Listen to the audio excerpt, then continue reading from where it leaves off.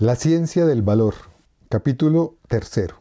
Una crítica antropológica, la concepción teórica del joven Marx. Segunda parte. Crítica de la economía política como ciencia al interior de la alienación. El primer manuscrito en los manuscritos económico-filosóficos de 1844 es el primer intento de crítica de la economía política. Marx critica la economía política que se fundamenta en la propiedad privada pero que no la explica, la toma como algo obvio. Marx asume en este primer manuscrito la clasificación de Smith del precio de la mercancía dividido en salario, ganancia del capital y renta de la tierra.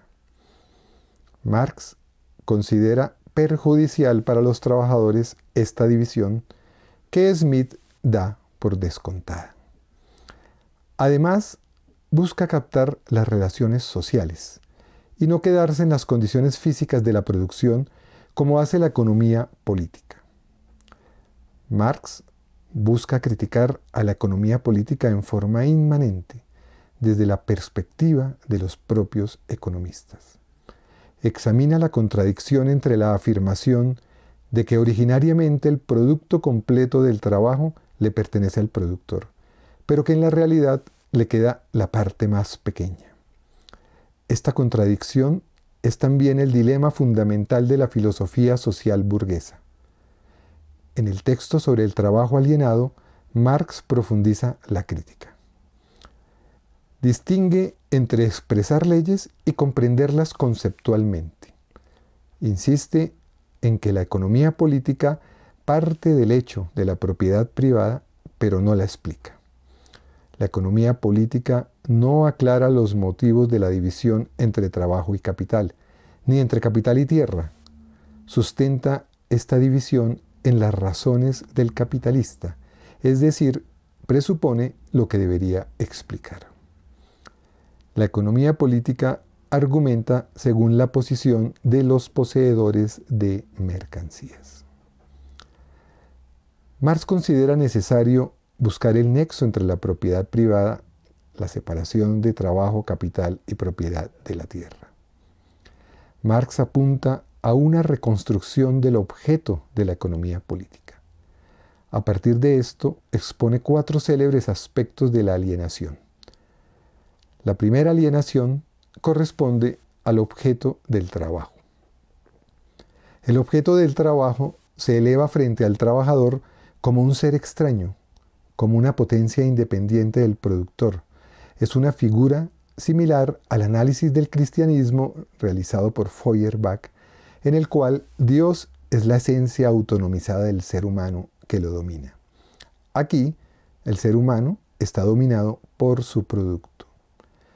La segunda alienación es con respecto al proceso de trabajo, que es externo y no le pertenece al trabajador.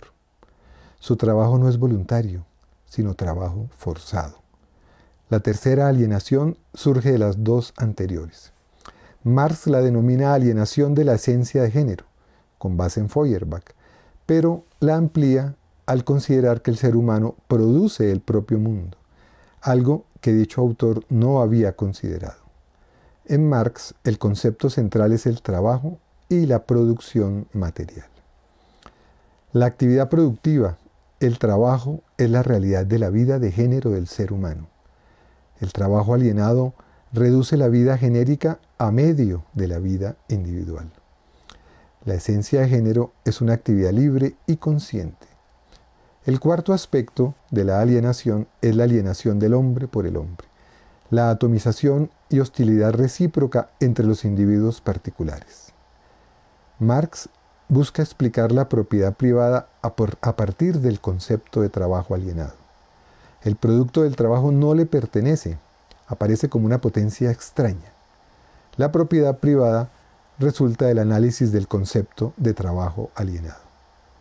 Con base en lo anterior, Marx desarrolla la producción capitalista como sistema del trabajo alienado. Ha llevado a un fundamento antropológico la totalidad económica que los economistas se limitan a reproducir sin tener el concepto. El ser humano se ha alienado de su esencia, algo que la economía política no comprende. La economía política ha expresado solo las leyes del trabajo alienado, por lo cual permanece prisionera de la alienación. Parte en forma acrítica de las relaciones alienadas y las trata como naturales. Es ciencia solamente al interior de la alienación. La economía política concibe la comunidad, es decir, la esencia humana, bajo la forma del cambio y del comercio. Establece la forma alienada de las relaciones sociales como la forma esencial y originaria correspondiente al destino humano. Parte de la relación entre los seres humanos como relación entre propietarios privados. Marx reconoce el carácter afirmativo de la antropología de la economía política clásica. El ser humano alienado es concebido como el verdadero ser humano. La producción capitalista de mercancías resulta ser el modo adecuado al ser humano.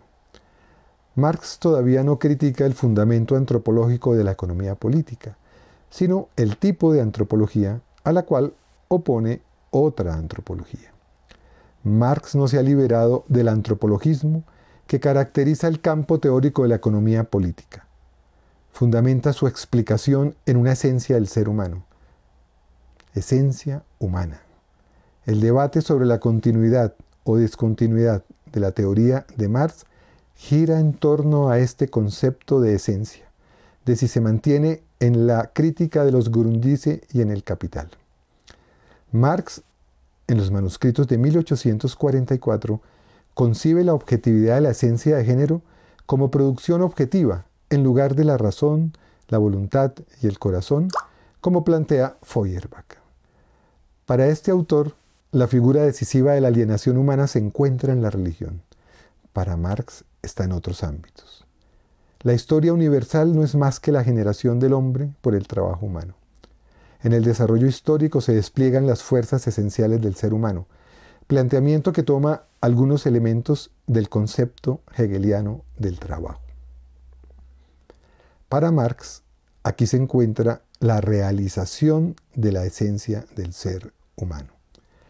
Considera que en la negación de la negación, Hegel encontró una expresión abstracta, lógica, especulativa del movimiento de la historia, pero le reconoce haber captado el devenir histórico del ser humano. Encuentra en Hegel dos elementos fundamentales para su concepción de la historia. Primero, la historicidad. Segundo, la objetividad, como producción, como autogeneración del ser humano. Concluye que el punto de vista de Hegel es el de la economía política moderna. Concibe el trabajo como la esencia del hombre, pero lo concibe en forma especulativa. La ciencia real capta la esencia humana no en su forma alienada, sino en su forma efectiva, forma que está a la espera de ser realizada en la práctica en el comunismo.